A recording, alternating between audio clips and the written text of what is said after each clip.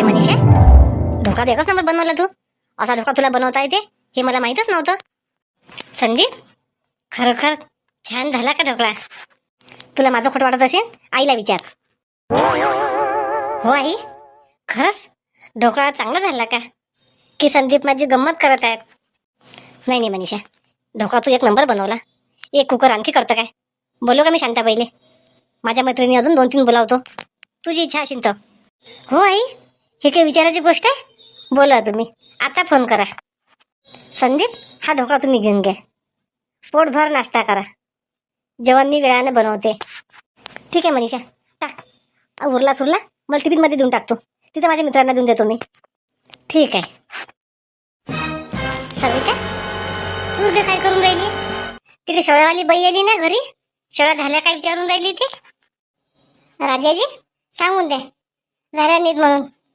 माझं पोट दुखून राहिलं कालपासून. एका जणांनी मला विचारलं नाही मेली की जिवंत आहो मी. सविता, आई कुठे गेली? मला नाही माहित कुठे गेल्या तर. मला काही सांगून नाही गेले. चलतो, तयारी कर, तुला मी दवाखान्यात घेऊन चालतो. ओवी ओजस ते गेले शाळेंदी. अरे बापरे. चल चल सविता, कर तयारी कर.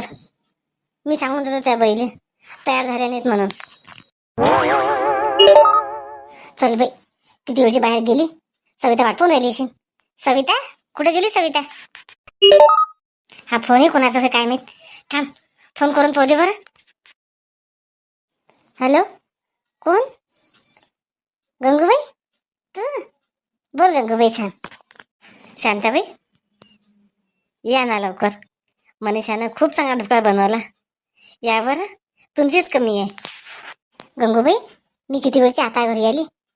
घरात पाणी टाकला तर तुमचा फोन आला. संध्याकाळी येईन ना? नाही शांताबाई, आताच ये. संध्याकाळी बाहेर जायचं आहे. ये शांताबाई, घरचे कामं नंतर करजो. ठीक आहे गंगूबाई, आलीच. चल बाई, नाही केली तर बाहेर राग येते, जास लागते. जाऊ दे, सविता घरात असेल. शांताबाई, थांब थांब शांताबाई थांब. कुठे चालली शांताबाई? गंगूबाईच्या घरी चालली ना? हा पुष्पा, तुला बोलावलं का गंगूबाईनं ढोकळा खायसाठी? हा शांताबाई, मलाही बोलावलं. चल ना. हा ना पुष्पा, म्हटलं ते गंगूबाई कधी तर फोन करत नाही. आता फोन केला, नाही गेली तर म्हणून अजून शांताबाईला मानाने बोलावतो तर येत नाही. घरी बी किती कामं पडले पुष्पा. का पुष्पा, झालं का ते वावराचं काम? मग कधीपासून तरी काम पण होते? नाही ना शांताबाई, अजून मला 8 दिवस टाईम आहे. तू हे सीझन निघून जाईन तोपर्यंत. निघत नाही पुष्पा, अजून मला मे महिनाभर आहे, जून महिना अर्धा. लय गिरायकी लागेल आहे पुष्पा. पाय तू वावराचं तेवढं करून दे आणि चालली आहे माझ्या इकडे. ठीक आहे ना शांताबाई, मी सांगेल तसं घरधण्याले की बा मी 8 दिवसाच्या वरती येत नाही म्हणून. मैसून म्हणीन जे मी सासू दोन बसले ना कोणाच्या घरी गेली तर अजून पत्ता नाही. सांग आता काय करू मी.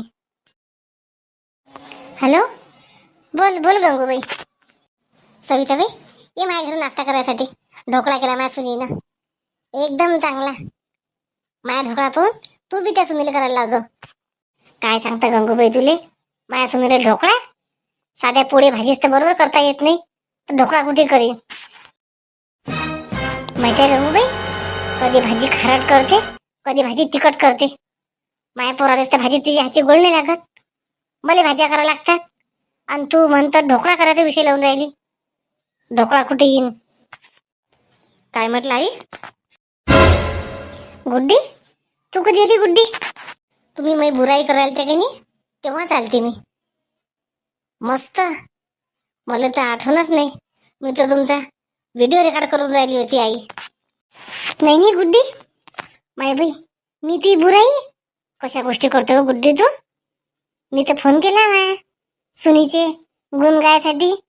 गंगूबाईली माहित नाही का तुले? हे नाही ऐकू आलं असेल तुले?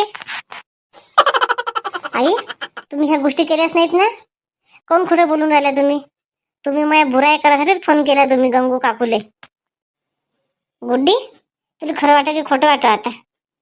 माझ्या सुनीचे काय गुण गायले मलाच माहित. चल, गंगूबाईनं फोन केला होता, तिच्या सुनीनं ढोकळा बनवला म्हणते, ये म्हणे खायसाठी. शांताबाई बी येऊन राहिली. गुड्डी, माझ्या काय स्वयंपाक करू नको तू.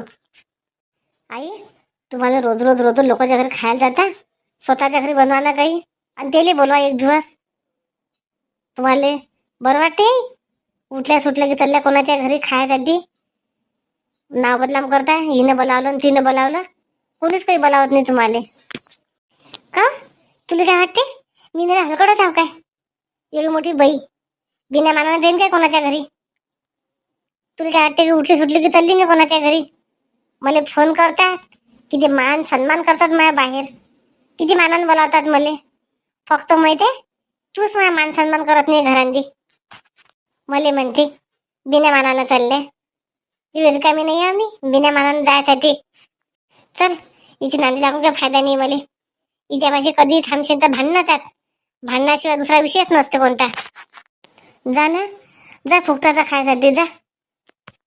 घरी काय बोलते घरी काय बोलते, अशी बाई पुऱ्या जिंदगीत नाही पाहिली मी अशी बाई. अरे बापरे, बरं झालं ऐकून नाही गेलं पुरं. माहीत चुकलं, दरवाजा उडून घ्यायला लागत होता आम्ही. दरवाजा उघडा होता याचा हॉलचा, म्हणून ते डायरेक्टच आली. दरवाजा ठोकते, नाही तर आला ढोकळा खायचा. असेच भांडणं झाले असते. शांताबाई, शांताबाई, शांताबाई, थांब थांब थांब, शांताबाई थांब. का शांताबाई, आजकाल तर भली बेमान झाली तू. आ, कुठे जायचं असलं काही असलं पहिले भली मला फोन करस. आता तर कुरू कुरू एकटीच निघतं. पुष्पाला हाताशी धरलं वाटते आता. सविता, मला माहिती तुला बोलावलं म्हणून. चल पुष्पा. एवढा गर्व चांगला नाही बरं शांताबाई. गर्वाचे घर खाली होतात, तुला माहित असेल तर. अरे वा गंगूबाई, मस्त नाश्ता चालू आहे. शांता काकू, आल्या का तुम्ही? बापरे, तिघी जण सोबतच आल्या. चला हॉलमध्ये चला. आईनं सांगितलं मला येतात म्हणून तिघी जणी, म्हणून मी तुमच्यासाठी मस्त नाश्ता बनवला काकू. थांब बाई गंगूबाई, मला फोन पोते कोणाचा होय. कोण? सविता? बोल सविता, तब्येत खराब आहे की तुझी? अरे बापरे, दवाखान्यात चालली तू? आली आली आलीच आली सविता, मी आलीच. मनीषा, सविताची तब्येत खराब आहे, दवाखान्यात चालली ते. चल येतो मी. तुझ्या बाहेर संध्याकाळी ढोकळा घेऊन त्या बहिणीला बी पाहायला चालली आहे. सविता, कर नाश्ता तू. सविता काकू, फोन कर जा. तब्येत कशी आहे सविता ताईची तर?